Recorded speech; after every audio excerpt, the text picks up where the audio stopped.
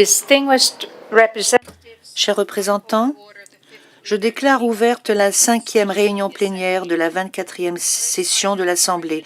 Le premier point de notre ordre du jour est l'adoption de la déclaration de l'Assemblée des États parties à la 24e session de l'Assemblée.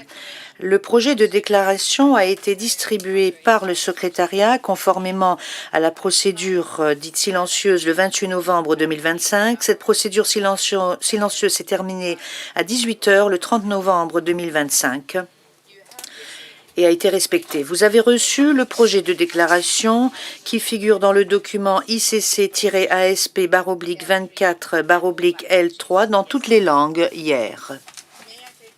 Puis-je considérer que l'Assemblée souhaite adopter la déclaration au début ou plutôt comme résultat et conclusion du débat général, du débat thématique général?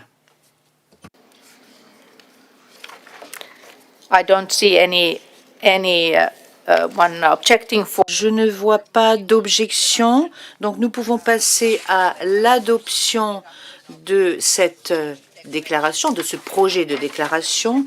Je suppose donc que l'Assemblée souhaite adopter la déclaration qui figure dans le document ICC-ASP/24/L3, déclaration qui représente la conclusion du débat thématique général. Je ne vois aucune objection dans la salle et je déclare ainsi que la déclaration de l'Assemblée des États parties de la 24e session de l'Assemblée est adoptée.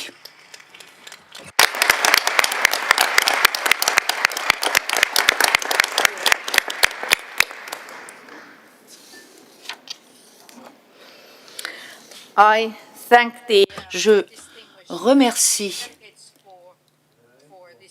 les délégués qui viennent d'adopter cette déclaration. Et avant de conclure l'examen de ce point, je souhaiterais remercier tous les États parties pour leur engagement actif lors de la négociation de la déclaration que l'Assemblée vient d'adopter. Je les remercie de leur souplesse, de leur esprit de coopération et j'aimerais notamment remercier vivement la vice-présidente, Madame l'ambassadrice Margareta Kansagana, qui a dirigé les négociations des États parties, ainsi que le conseiller juridique de l'Autriche, Monsieur Faris Sider, pour le rôle qu'il a joué en présidant les deux séries de consultations officieuses qui ont eu lieu la semaine dernière.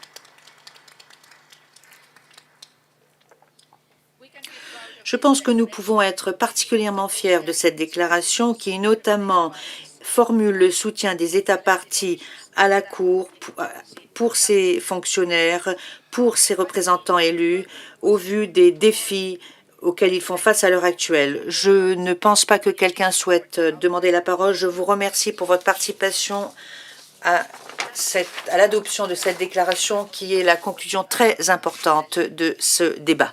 Et nous allons maintenant nous intéresser au reste de l'ordre du jour, à savoir le point 11, élection des membres du comité du budget et des finances. Lors de notre première séance plénière, nous avons Two candidates for the one vacant seat, Mr. M. Gilbert Raveloson du Madagascar et Mr. Philippe Neri Couton-Nion du Burkina Faso. By note verbal dated 1st December 25, Burkina Faso has informed the Secretariat that it has withdrawn its candidate for the African seat on the Committee on Budget and Finance. Therefore, there is one candidate for one vacant seat.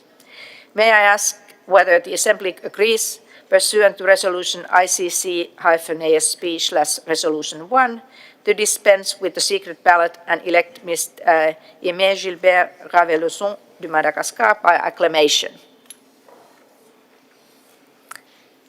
I see no objection. We shall proceed again accordingly. The Assembly therefore elects Mr. Aimé Gilbert Raveloson du Madagascar for a 3-year term commencing on 1st January 26. I congratulate Mr. Raveloson on his election and thank him for assuming these important responsibilities on behalf of the Assembly. We have thus concluded our consideration of agenda item 11.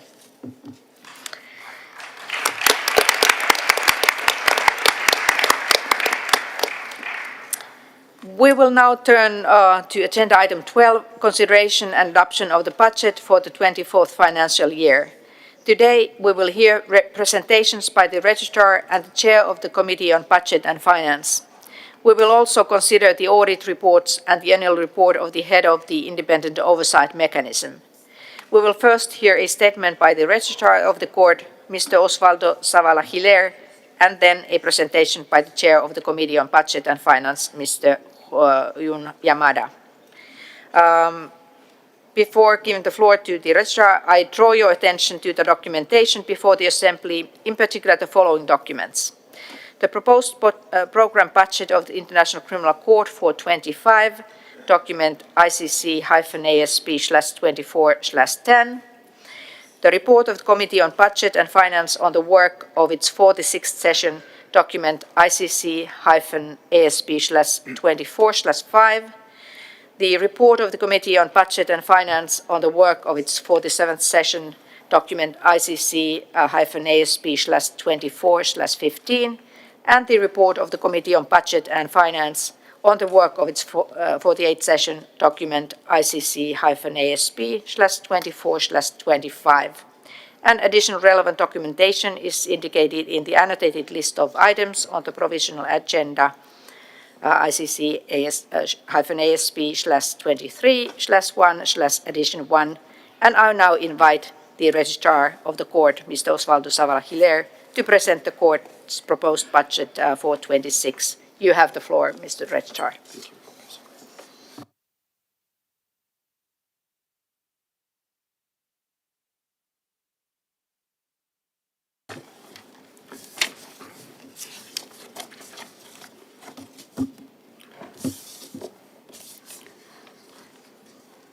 Excellencies, distinguished delegates, Madam President, it is truly a great privilege to address you today.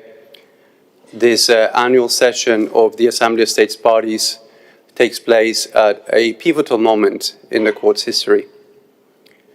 Over the past year, the Court has faced unprecedented combination of rising caseload, sustained external pressures, and complex operational challenges.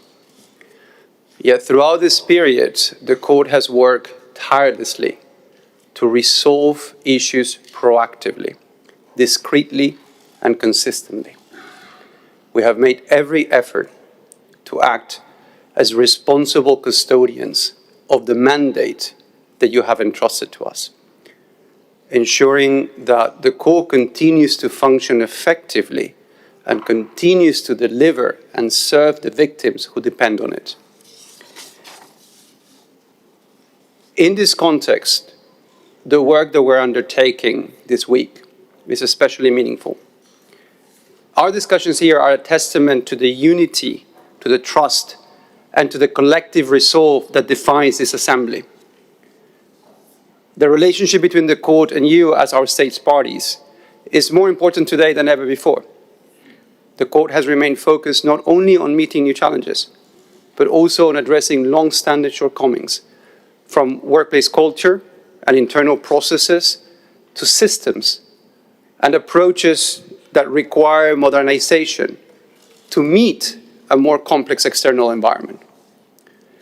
So with respect to the 2026 budget, it is important to state clearly that this is not an ordinary time. And therefore, this is not an ordinary budget. It is a budget grounded on the full implementation of the one court principle, guided by responsibility, guided by realism, shaped by reform, and driven by the imperative to serve our mandate, to serve the global justice efficiently, effectively, and sustainably. In preparing this budget, we have approached our responsibilities with the full seriousness that the role of international civil servants demands. We have assessed risks, we have refined practices, and we have challenged ourselves to deliver more with discipline and with foresight. Even as global crises have expanded, the demands placed upon this court. Allow me to also emphasize that when we submitted our budget proposal for the court's 2026 budget, our aim was to fully reflect the need to consider the financial realities faced by states parties. And in that spirit, we propose a total budget amounting of 197.5 million euros, which reflects a 1.1% increase over 2025. This limited growth was achieved despite persistent threats, despite inflation, despite increases in the statutory cost adjustments. This budget required difficult internal adjustments. Across the court, staff have demonstrated dedication, they have demonstrated their professionalism, their resilience, often under intense scrutiny, to ensure that no disruptions affects our judicial proceedings, that no disruptions affects the victim's access to services or the integrity of our field operations. I am deeply grateful for the commitment of our staff. Now, as requested by the ASP, as requested by this Assembly, and consistent with my personal commitment to you as Registrar, the Court has absorbed over 4.2 million euros, including 1.4 million euros in staff and inflationary costs, before requesting any new resources.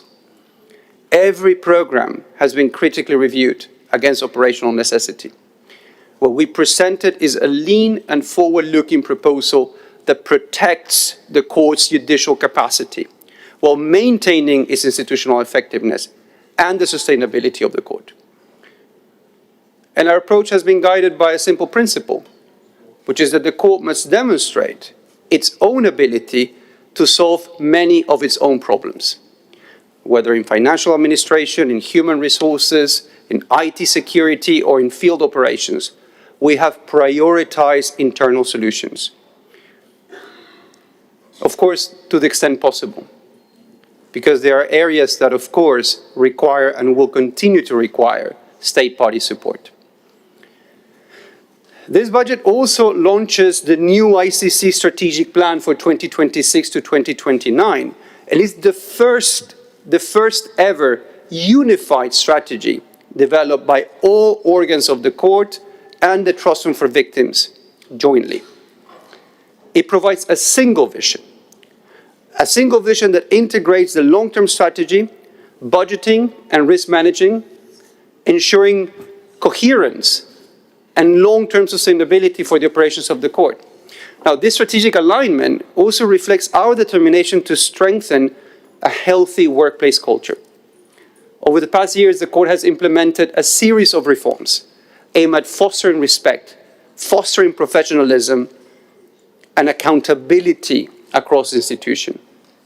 These efforts will continue in 2026, so the court can better serve victims, witnesses, and all those who rely on their work. Operationally, the court anticipates a heavy judicial and reparations workload in 2026. The Office of the Prosecutor continues to conduct complex investigations in an increasing number of situations. The Registry will maintain field presences in 5 countries. And the Trust Fund for Victims expects to reach around 11,000 victims through its assistance and reparations programs.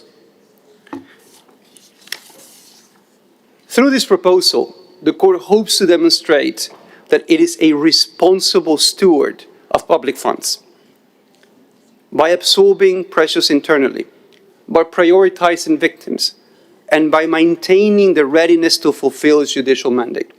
We are determined to uphold your trust by demonstrating that the court not only asks responsibly, but also manages responsibly.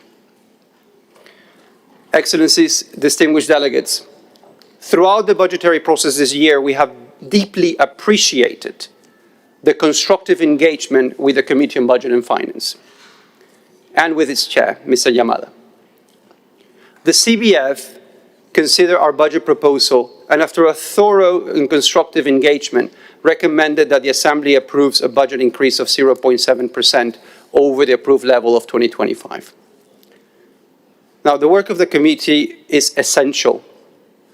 It's essential for the Assembly's ability to discharge its responsibility, guided by trust and guided by accountability.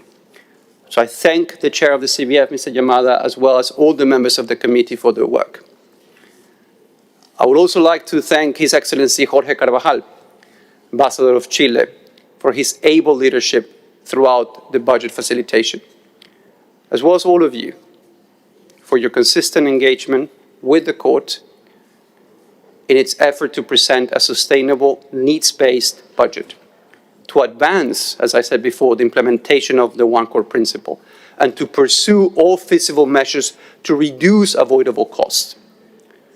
Your expectations have been clear, and we have taken them seriously.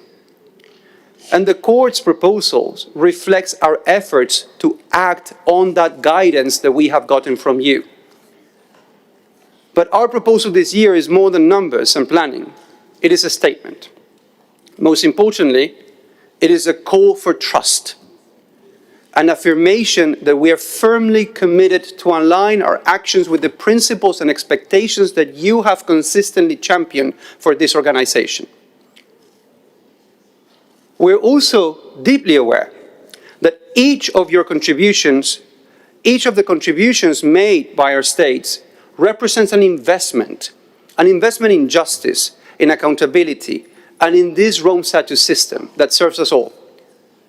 This is why we continue to push ourselves to reform where needed, to improve where possible, and to maintain institutional resilience in the face of pressures that would challenge any organization. And we do this because your investments deserve nothing less. Now, it is my understanding that states parties have already reached an agreement on the court's budget for next year, preliminarily. So this represents a significant milestone in our work, reflecting both the careful deliberation that you have undertaken and the shared commitment to ensuring that the court is adequately resourced to fulfill its mandate. Excellencies, delegates, the current circumstances we face today have demanded difficult decisions and have driven profound institutional transformation.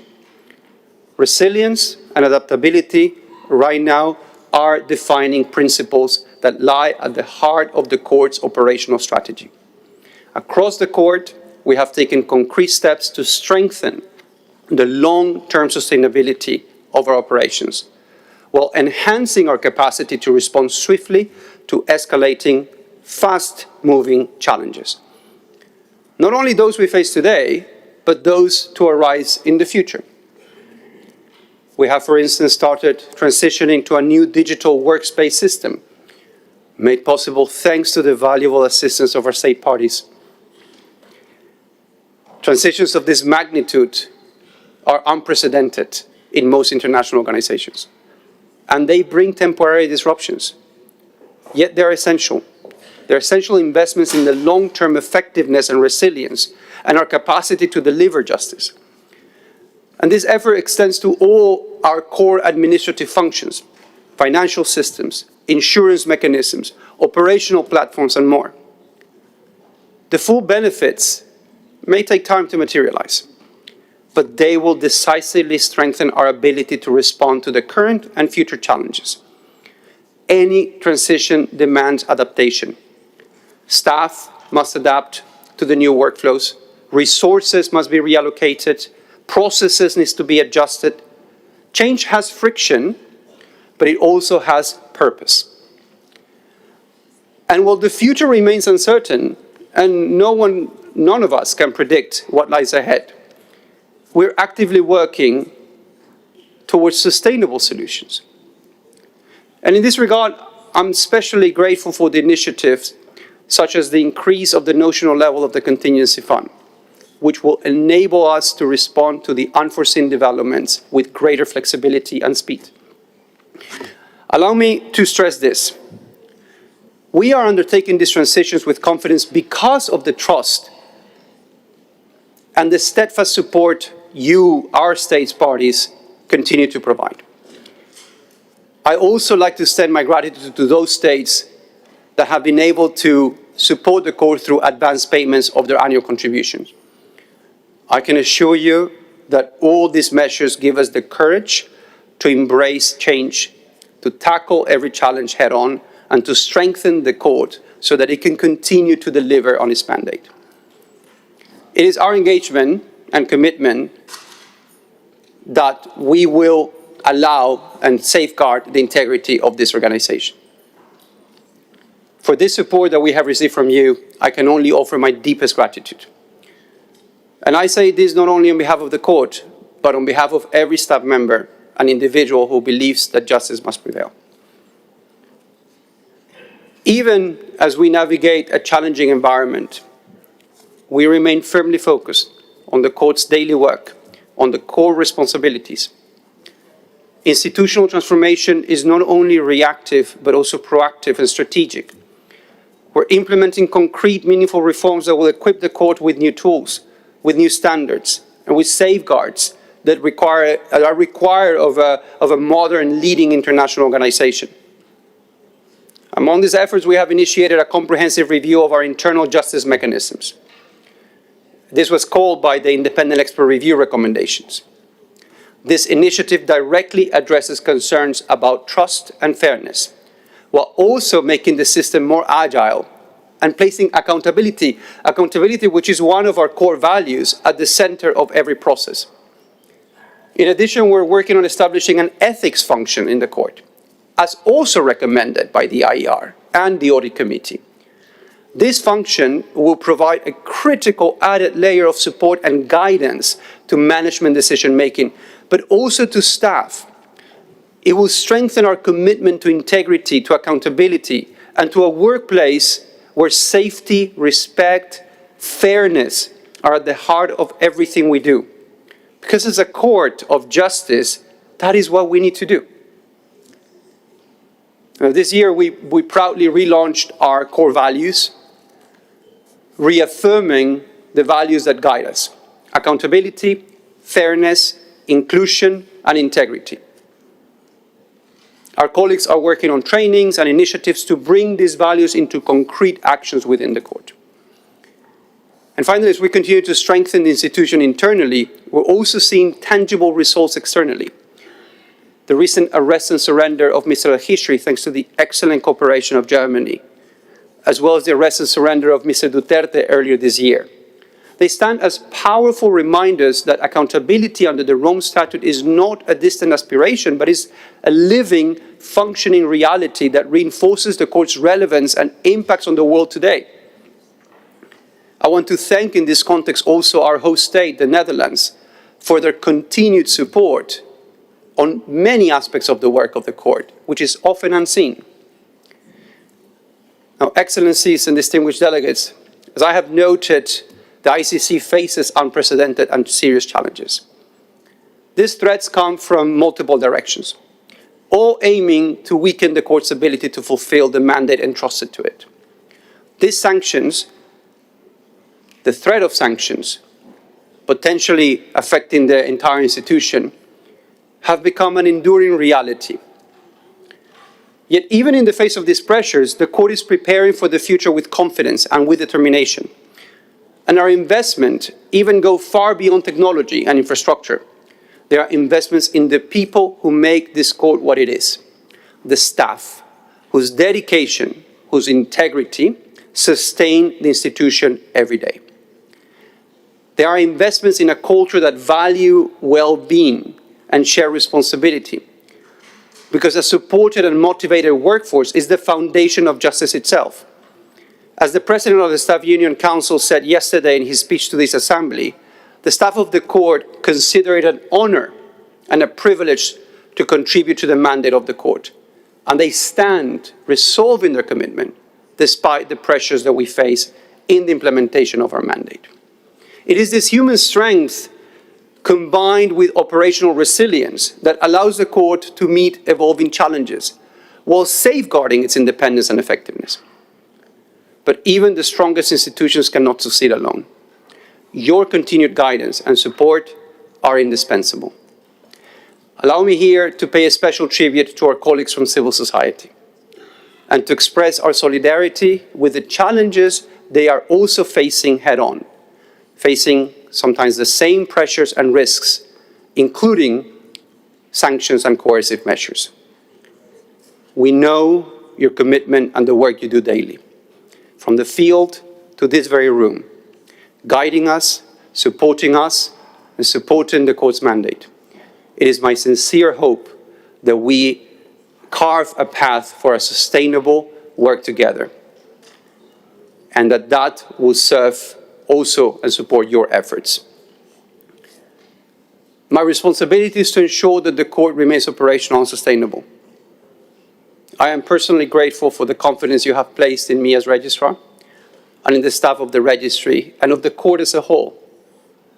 That trust reinforces our commitment to act with integrity, with responsibility, and with full transparency in all aspects of our work. Our shared responsibility is to preserve a Rome Statute system that is purposeful and enduring, a system that protects the vulnerable, upholds the law, and ensures that no one is above it. And in this, we must never forget, the court's strength lies not only in its mandate or its processes, but in the people who carry it forward, in their resilience and the culture of mutual support, especially in the challenging moments like this, that binds us together. I have full confidence in your continued support, and I know that you share the same unwavering confidence in the court staff, in your nationals, and in the shared principles that guide us. Together, we will ensure that this institution not only survives, but thrives, ensuring accountability and affirming that justice is not optional, but essential. I thank you.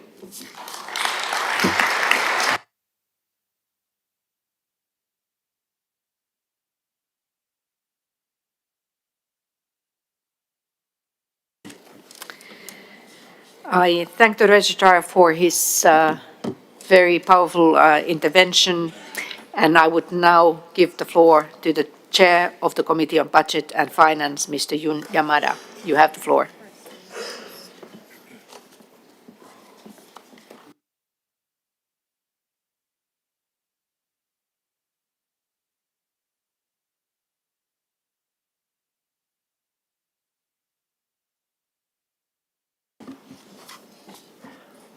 Madam President, Your Excellencies, distinguished delegates, representatives of the Court, on behalf of the Committee on Budget and Finance, the CBF, I am pleased to present a consolidated briefing reflecting the outcomes of the work of the Committee in 2025.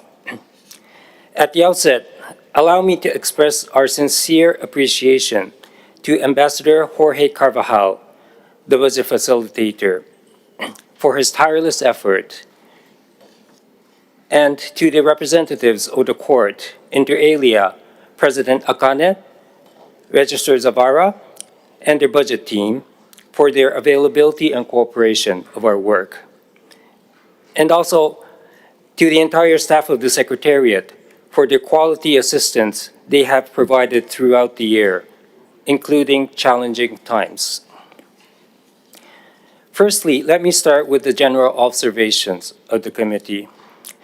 The committee's deliberations during its 3 sessions took place against a backdrop of significant operational and financial challenges facing the court, including the following.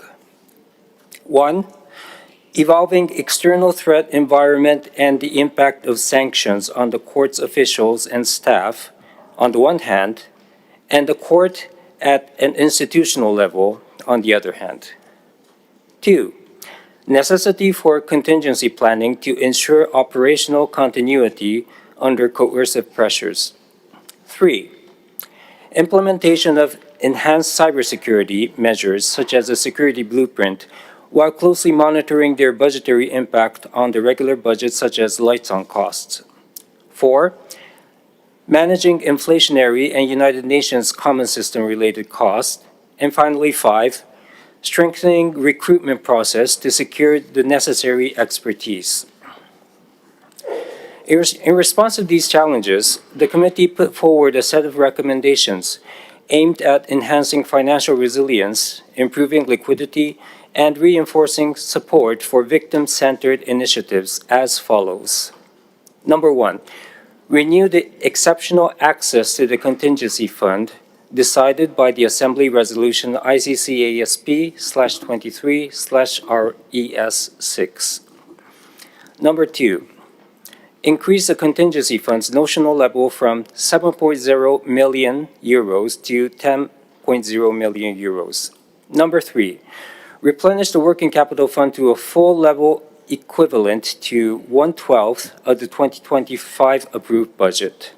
Number four, encourage state parties to make timely contributions and support viable payment mechanisms. And finally, number five, promote active support and voluntary contributions to the Trust Fund for Victims, particularly its reparations program.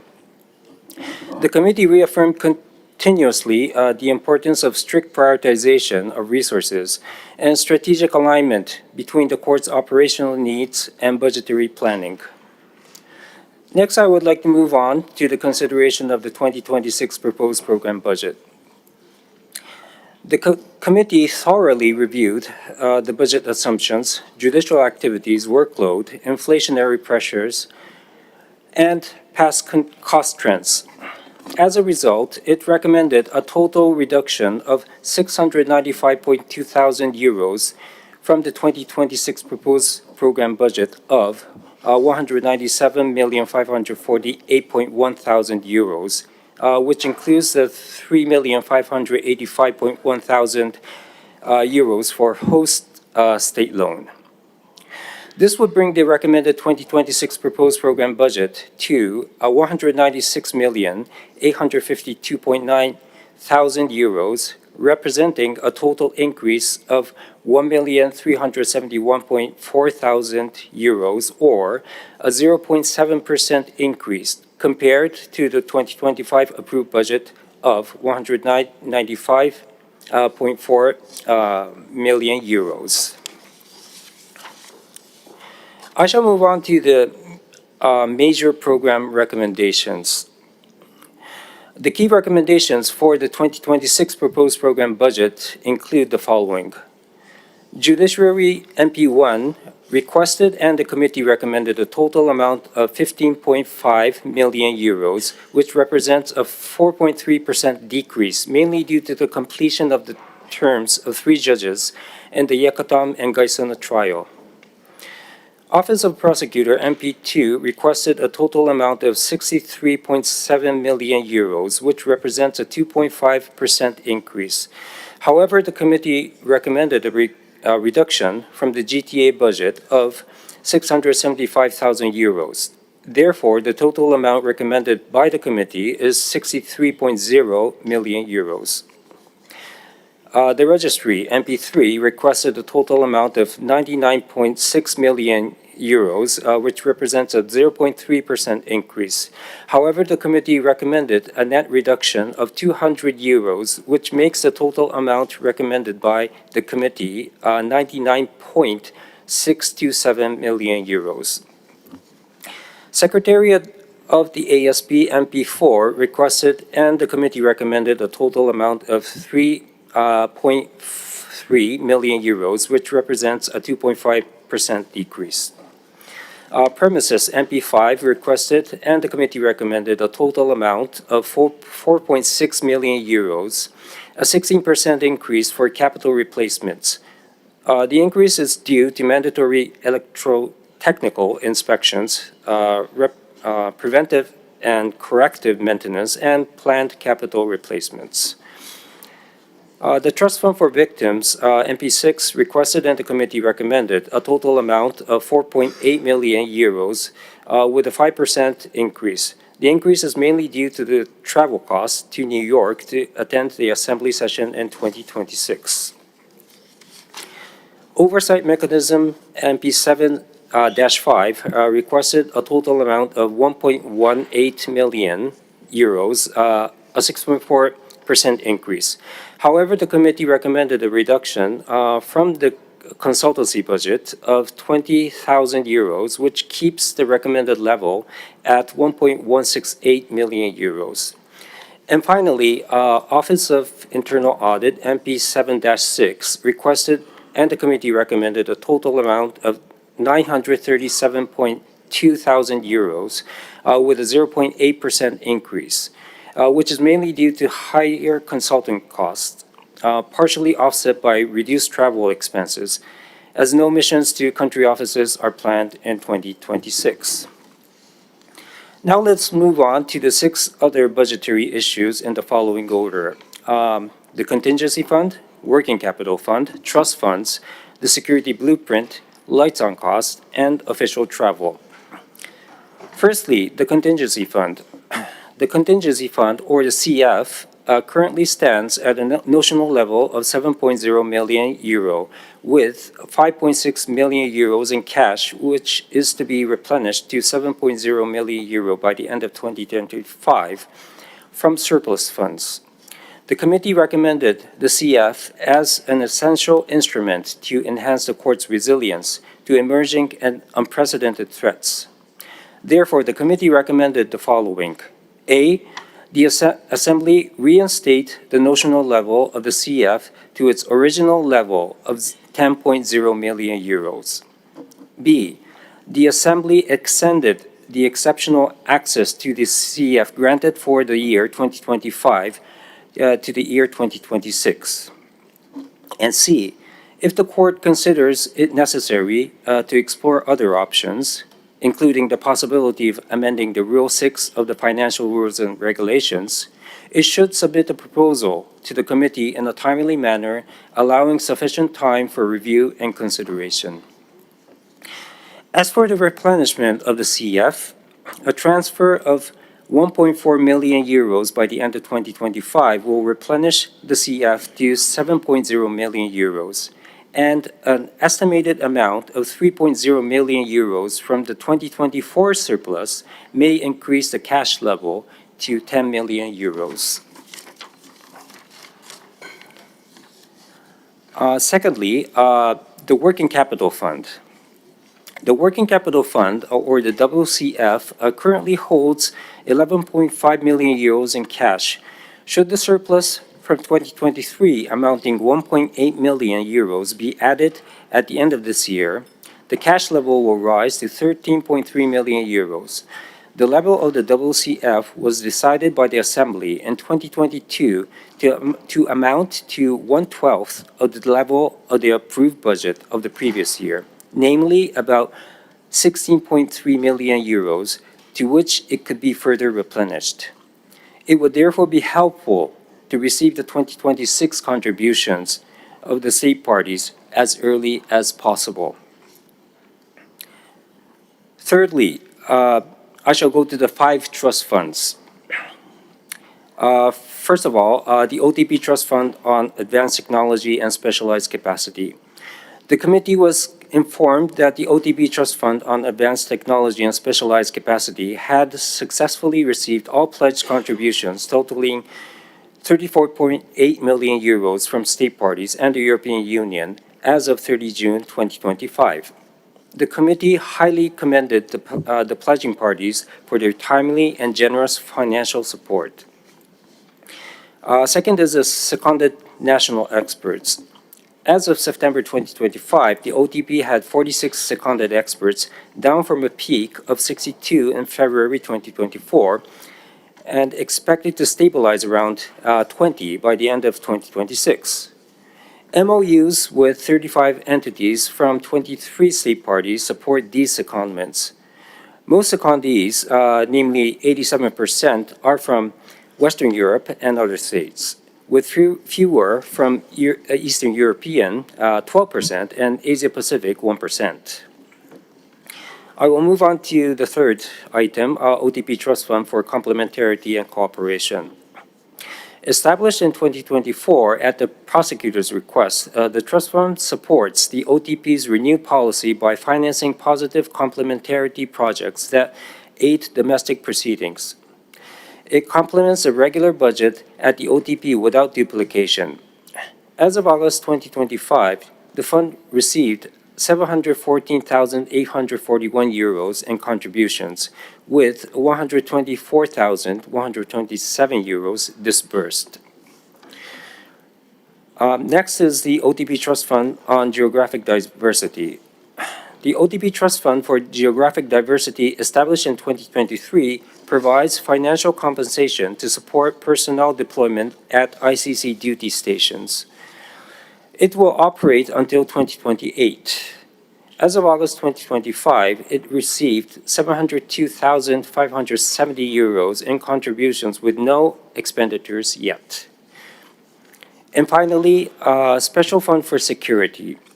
The committee recalled that the Security Framework Strategy, or the SFS, was created to channel €3.88 million in voluntary contributions for urgent IT/IM security measures after the 2023 cyber attack.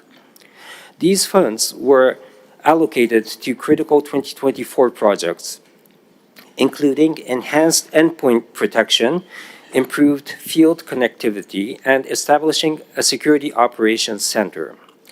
The SFS is set to close by the end of 2026 upon project completion. However, the committee expressed concern over the lack of detailed 2025 financial implementation data for both the SFS and of the 2025 Security Blueprint at its 48th session. It emphasized the need for timely, transparent reporting and requested comprehensive data by its 50th session. Now coming back to the fourth budgetary issue, which is the Security Blueprint. The committee reviewed the court's IT/IM security blueprint and cost management following the September 2023 cyber attack. Adopted in June 2024 and endorsed by key bodies, the blueprint replaces the previous IT/IM strategy and directs all security investments. The total implementation cost is estimated at $15.25 million, with $3.52 million raised via voluntary contributions to the SFS in 2024 for urgent measures.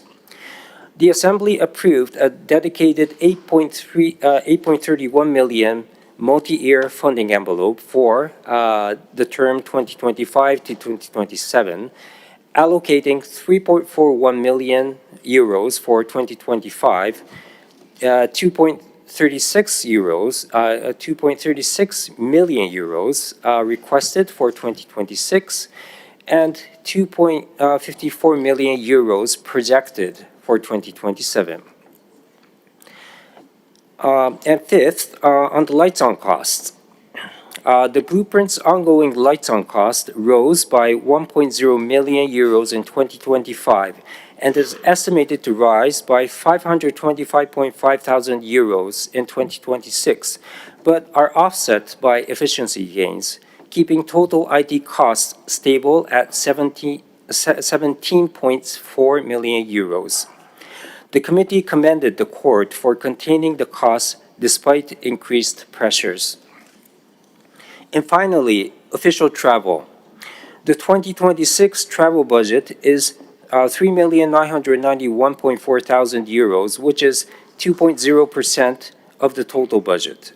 This is 13.5% or €474.7 thousand higher than the 2025 budget, which is €3,516.7 thousand. Most of the increase, namely the €296.2 thousand, covers travel for the Assembly's 25th session in New York. Excluding this, the rise from 2025 will be lowered to 5.1% or €178.5 thousand.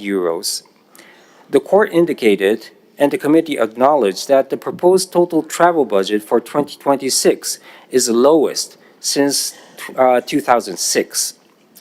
The committee further noted that the vast majority of court's travel is operational in nature, underscoring the critical role that travel plays in fulfilling the court's mandate efficiently. The committee noted progress in applying travel SOPs, and urge finalization of policies to ensure consistent use across programs while retaining flexibility for external missions. In conclusion, allow me to reiterate that the committee is your subsidiary body that will continue analyzing budgetary, financial, and administrative matters on their technical merits, in line with its mandate. The committee will continue providing its expertise and technical recommendations to the Assembly in close coordination with the other oversight bodies, based on the guidance by the Assembly. This concludes my remarks, Madam President, and thank you for your attention.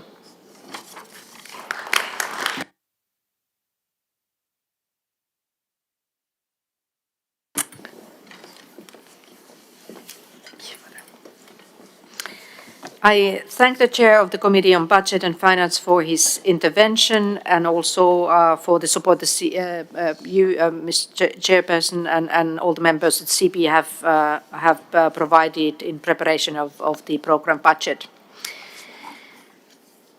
You have received last night a message from the ASP Secretariat on the outcome of the silence procedure of the draft resolution of the program budget. According to the journal, we would have the working group on the budget immediately after this assembly meeting, and unless the coordinator advises otherwise, we could do away with the working group meeting, and I would invite the coordinator of the group to report of the outcome directly to this assembly.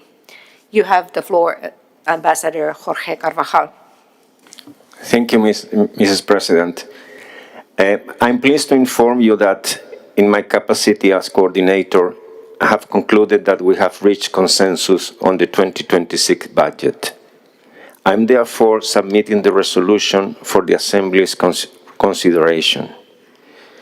I wish to express my sincere appreciation to the Committee on Budget and Finance, the Audit Committee, the External Auditor, and the Court for their valuable contribution and expertise. My gratitude also goes to the focal points for the budget subtopic under Budget Management Oversight, Ambassador Paul Tesalu of Estonia, for this outstanding work. I would like to thank all the state parties for their frank but constructive engagement through the budget discussion. The spirit of dialogue that prevailed in our discussions made this result possible. Dear colleagues, I am very grateful to the way you approach these negotiations. Despite the fiscal constraint that state parties are facing, they agree that in the face of the sanctions and threat that the court is facing, it was necessary to show unity and give the court the tools to address those challenges, without forgetting that more efficiency can always be achieved in the management of the resources. You can see those requirements reflected in the language of the resolution.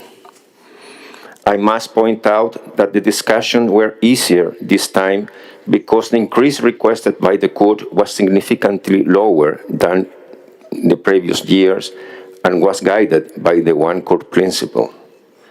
The Committee of Budget and Finance and the state parties welcome the court's effort to contain the growth through prudent resource prioritization. Let me acknowledge the constant support I received from my legal advisor, Paula Monsalve, who accompanied me in this challenging task. I wish to express my special thanks to the Secretariat staff, to Gabriel, Faki, Fabiola, and Rodrigo, for their continuous support during the facilitation of the budget process.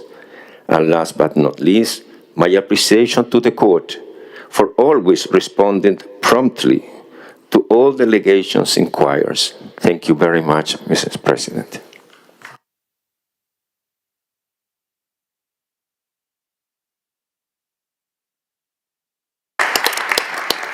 Thank you very much, Ambassador and Coordinator of the Group on Program Budget. Of course, we will return to this topic at the time of formal adoption, and it is my understanding that the report of the working group will be agreed by silence procedure, and it will be sent out today, I believe.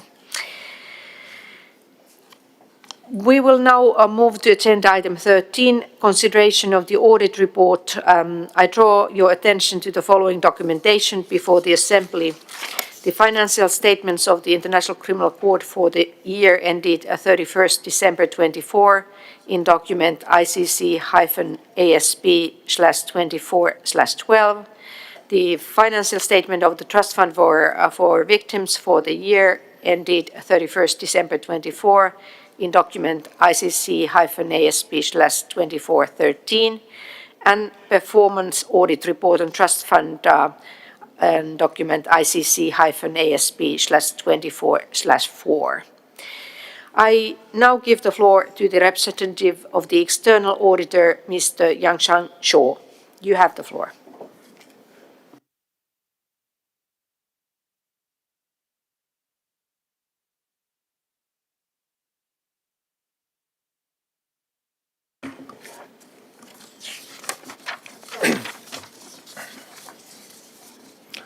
Madam President, Your Excellencies and distinguished delegates, ladies and gentlemen, it's my honor to present to you today the report prepared by the external auditor during 2025 in accordance with Article 12 of the Financial Rules and Regulations of the International Criminal Court. I would like to give a brief overview of the three audit reports which were issued in 2025 by the external auditor. A. Financial statement of the ICC for the year ended 31st December 2024. B. Financial statement of the Trust Fund for Victims for the year ended 31st December 2024. And C. Performance audit on Trust Fund. Based on the financial audit, the external auditor believes that the accompanying financial statement present fairly in all material respects for the 2024, and audit evidence that has been obtained is sufficient and appropriate. Therefore, the external auditor provided unmodified audit opinion on the 2024 financial statement for both the ICC and the Trust Fund for Victims. Madam President, now I would like to address the audit report on the financial statement of the ICC for the financial year 2024. Regarding the financial position, total assets increased, primarily due to a significant rise in cash and cash equivalent. At the same time, total liabilities slightly increased due to a rise in deferred revenue and accrued expenses. Regarding the financial performance, it was found that both total revenues and expenses experienced growth in 2024. On the revenue side, despite a decrease in voluntary contributions, total revenue increased due to a significant rise in assessed contributions. On the expense side, total expenses increased, primarily due to a rise in employee benefit expenses, which represent the most significant portion of our overall cost. In the 2024 financial audit, the procurement function was reviewed due to the significant growth in procurement volume over recent years and the absence of updates to the 2007 procurement SOP. The external auditor therefore focused on discrepancies within the SOP and actual practices and present the key findings and recommendations as follows. In relation to the procurement internal controls, some procurement requisitions were submitted with a nominal amount of €1 or less solely for the purpose of procurement planning. the requesting sections would then proceed with the procurement by charging the procurement requisitions to reflect the actual budget on receiving additional allocation at a large stage. Therefore, the external auditor recommended strengthening controls to ensure procurement requisitions reflect a realistic estimate at the time of submission. With respect to the review process, several procurement review committee reviews were conducted only after purchase commitment had already been made, due to time constraint and unclear procedures. The external auditor recommended establishing clear rules to prevent ex post facto procurement review committees and safeguard the integrity of the review process. Regarding the data management, key procurement dates in SAP were often missing or recorded identically, making it difficult to monitor delays or analyze their causes. Thus, the external auditor recommended improving the accuracy of procurement data and introducing KPIs to track the duration of procurement processes. Next, I would like to present the audit report on the financial statement of the Trust Fund for Victims, including its financial position and performance for 2024. Regarding the financial position, total assets decreased, primarily due to a reduction in cash and cash equivalent. Provisions, which made up a significant portion of total liabilities, slightly increased from the previous year. But total liabilities decreased due to a reduction in deferred revenue and accrued expenses. Net assets and equity also declined slightly. Regarding the financial performance, the deficit trend has continued from the previous year. Total revenue increased due to a significant rise in voluntary contributions. However, program expenses also grew substantially. Nevertheless, the deficit narrowed compared to the previous year. Madam President, in 2025, the external auditor conducted a performance audit on the ICC's trust fund to assess whether they were being managed efficiently and appropriately. The objective was to provide state parties with information that supports their decision-making on voluntary contributions and strengthens their oversight of the trust fund. The external auditor focused in particular on the appropriateness of the procedures for establishing trust fund, the validity of cost planning and execution, the transparency of reporting to state parties, and the existence of monitoring and evaluation mechanisms. Based on these areas of focus, the external auditor presents the audit findings and recommendations as follows. In establishment section, the external auditor focused on their purpose, the safeguarding of the court's independence, and the assessment of financial implications for the regular budget. With regard to the purpose, the General Trust Fund had been operated without clearly defined purpose and used for activities such as one-off expenditures or holding contributions intended for another trust fund. Thus, the external auditor recommended clarifying the purpose of the General Trust Fund and ensuring that future trust funds have well-defined objectives. In relation to the independence safeguard to protect the court's independence when accepting contributions lacked consistency. As donor declarations were not always obtained, and independence-related clauses varied across agreement.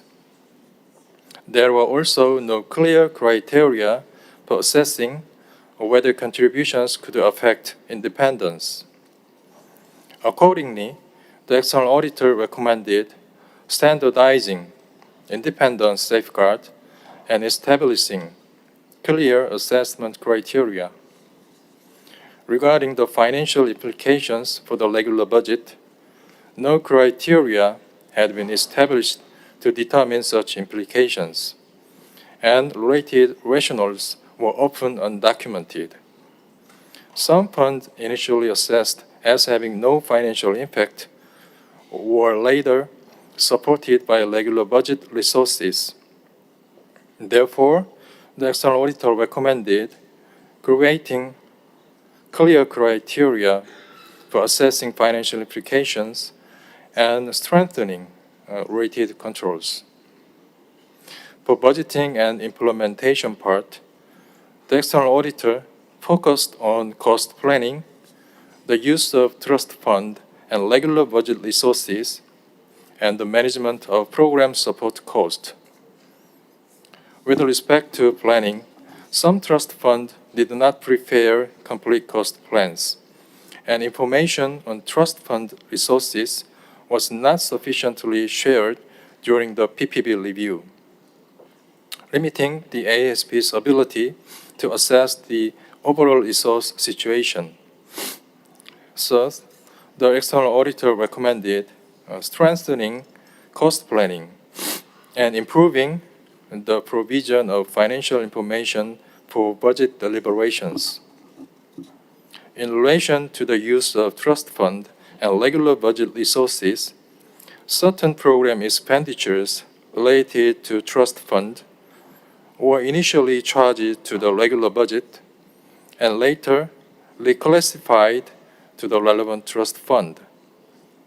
Accordingly, the external auditor recommended reinforcing internal controls to ensure that such expenditures are charged directly to trust fund contributions.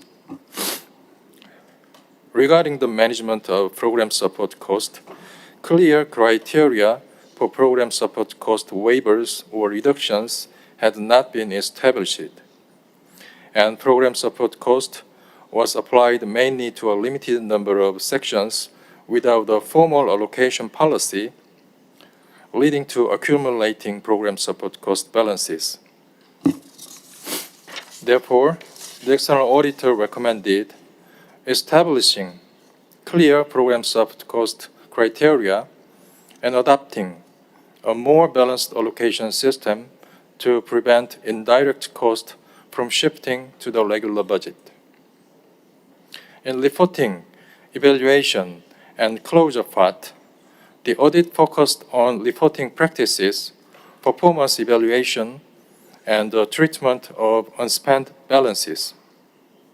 With respect to reporting, information on newly established and closed trust fund were not clearly distinguished, making changes identifiable only by comparing prior year reports. One extra budgetary resource that was not a trust fund was also reported as such. In addition, the report on activities and program performance did not consistently provide fund-specific financial information, including program support cost. Thus, the external auditor recommended improving the clarity of reporting and enhancing the visibility of each fund's financial and operational information. In relation to the performance evaluation, some trust fund was subject to KPI-based assessment, but this framework did not apply to all trust funds. Accordingly, the external auditor recommended expanding the use of KPIs to strengthen performance evaluation across all trust funds. Regarding the management of unspent balances, one trust fund that ended its activities in 2018 still retained a remaining balance due to difficulty in obtaining the donor's response. Therefore, the external auditor recommended clarifying provisions on the treatment of unspent balances to facilitate timely fund closure. Madam President, I would like to conclude my presentation and also extend my appreciation to all of you. The external auditor hopes that these efforts contribute to improving the performance of the ICC. Thank you.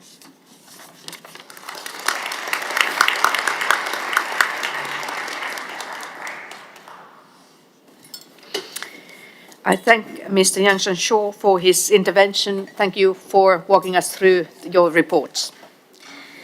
We will now turn to the consideration of the annual report of the head of the Independent Oversight Mechanism. I draw your attention to the following documentation before the Assembly. Annual report of the head of the Independent Oversight Mechanism in document ICC-ASP24/8. I now give the floor to the head of the IOM, Mr. Sylvain Sana, to introduce the annual report of the IOM.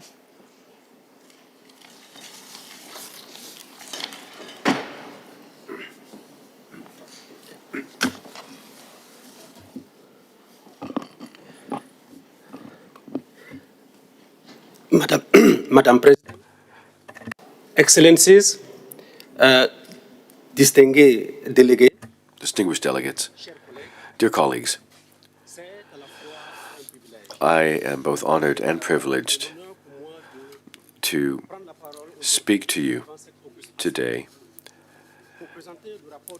in front of this August Assembly to present the Independent Oversight Mechanism's report to the ICC. This is my first statement since I was appointed to run the mechanism, so it's the right time for me to thank Madam President and the Assembly's Bureau for entrusting me with this task. I would also like to express my gratitude, as well as that of my entire team, for all the support we've received during our first year on the job. Madam President, Excellencies, distinguished delegates, I became the director of the mechanism at a turning point, not just for the mechanism itself, but for the court more broadly. There's no need for me today to stress the role that this mechanism plays in the architecture of the court. It is the custodian of the values of the court, the values of accountability, equity, inclusion, and integrity.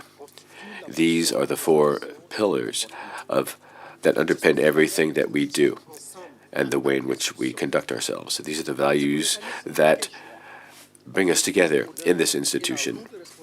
And it's up to the mechanism to make sure that we can guarantee to you, states parties, that the people working in the court at all moments, in all places, conduct themselves with the highest level of integrity and moral ethics and professionalism, working efficiently within the legal framework and regulatory framework established for them. You have established the IOM as a way to achieve the following. First of all, we want to focus at perhaps misconduct by some members of the court, including the elected official officers, but also when it comes to vetting candidates to the elected officers' positions. Secondly, we have to carry out a series of evaluations to improve on-job in-service conduct. And thirdly, we have to carry out inspections whenever such situations arrive. It's something that is a critical role. It's something that we take with the greatest seriousness. Credibility, integrity, the reputation of the court itself are at stake. We can't seek to fight against impunity and seek justice for the victims of international crimes if our court, if not each and every one of us, is respecting these fundamental values. Now, I took over the direction at a time when the IOM was facing serious challenges. There was criticism leveled at the mechanism, a lack of trust, there was misunderstanding, but this just, to me, seems like concrete proof of how important and how relevant this mechanism is. Otherwise, why would we pay attention to this? And it's in this very difficult, against this backdrop, that I've been working over the last year with a committed and resilient team. The only objective we've had in mind is to stay the course, whatever happens, and to continue to fulfill the terms of reference that you states parties entrusted to us. And as a result, we've made appreciable achievements. My annual report, which I disclosed and made public on the 23rd of October, gives a record of the work that we've done and the major developments that we've seen over the past year. When it comes to internal and oversight, we have noted a sharp increase in the number of complaints that we received and examined, 77%. They had to do with allegations of misconduct, harassment, fraud, sexual harassment, discrimination, abuse of power, and others. These allegations address people in the staff as well as elected official officers. Now, this increase actually shows how much trust has been placed in my office.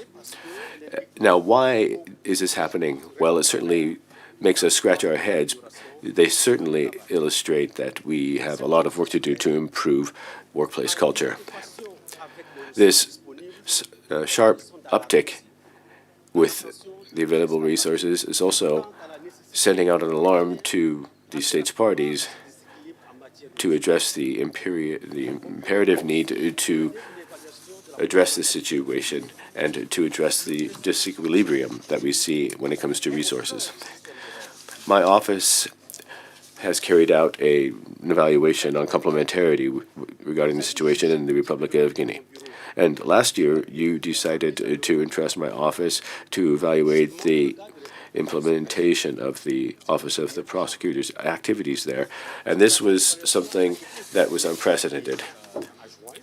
We carried out this analysis from February to June 2025, consultations with all of the stakeholders, including the OTP and the Guinean authorities, but also we had consultations with victims, with organizations of civil society, both domestic and international, and other stakeholders. This evaluation required the deployment of a mission to Guinea that I led personally, the final report of which has just been finished.